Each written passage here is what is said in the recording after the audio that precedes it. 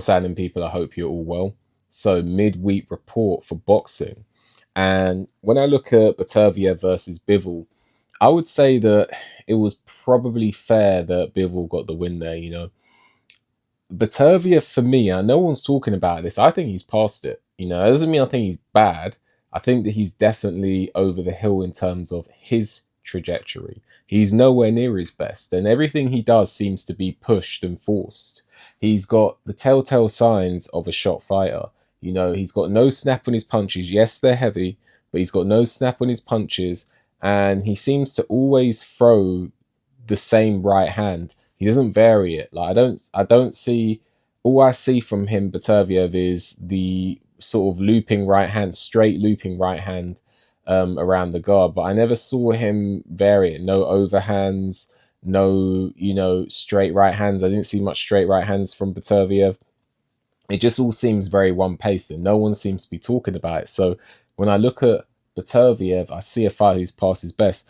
I haven't scored either fight, but I got the feeling that Bivol won the first fight, and the second fight I thought maybe it was a little closer, but I'm not complaining that Bivol got it. So I think that, a trilogy probably has to happen now because it's 1-1, but I would be favouring Bivol in that bout. But I'm not particularly looking forward to it. Neither fight blew me away. Staying in the light heavyweight division, Callum Smith beating Joshua Buatsi. Buatsi for me is underperformed in his career, and what I mean by that is I believe that he has more potential than what has sort of surfaced. I believe that he's got more to show, and I believe he hasn't shown his best. So Callum Smith is a wily old vet at this stage, and he's also got something left. This was always going to be a dangerous fight for Buatsi if the size difference wasn't too much for Callum Smith. Callum Smith moving up from super middle, and it wasn't.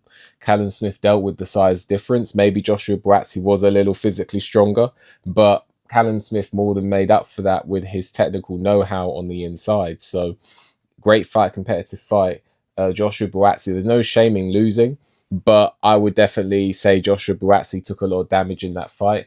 I would suggest that Joshua Buatsi perhaps explores the option of fighting Anthony Yarde next. Fight Anthony Yarde next, because realistically, Anthony Yarde has picked up a couple losses.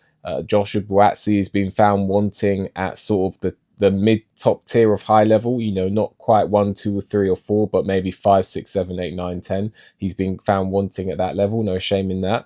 So while their market value is where it is, and I feel there's a real chance that neither of them is going to increase their market value much from now, they need to get that fight on while the fight is still worth a lot of money, in my opinion. So, yeah, I think Joshua Buatsi versus Anthony Yarde is the fight to make. I wouldn't even bother with a journeyman for each of them or building the fight. I know that Yarde has got Lyndon Arthur. If he comes through that, which I suspect, that fight could be quite competitive. Lyndon Arthur did very well against Bivol. But if Yarde gets through Arthur, then make that fight straight away, in my opinion. Dubois versus Usyk could very well be next. I know people are talking about, it's not fair, because Dubois is the one that cancelled on Parker. Look, life's not fair. There's plenty of people out there who have got a lot more unfair things going on in their life than a millionaire getting declined the opportunity to fight for the world title. So personally, do I think that Dubois should be fighting, Usyk next or Joseph Parker? It would, for me, I don't care about how Parker feels because he's sorted in life. But what I do care about is what do I, as a fan of boxing, want to see.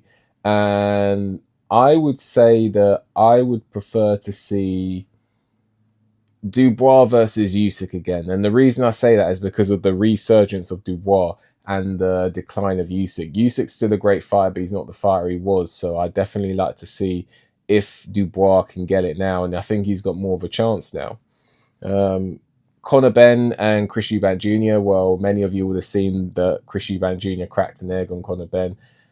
I'm not convinced that these two dislike each other. I think that these two are putting on a show potentially. I think after the fight it'll be all laughs and giggles and, shaking hands. But I think that they're just marketing the fight, and I think that Chris Eubank Jr. should have enough to get it done. If it's at middleweight, Chris Eubank Jr. should have enough to get it done.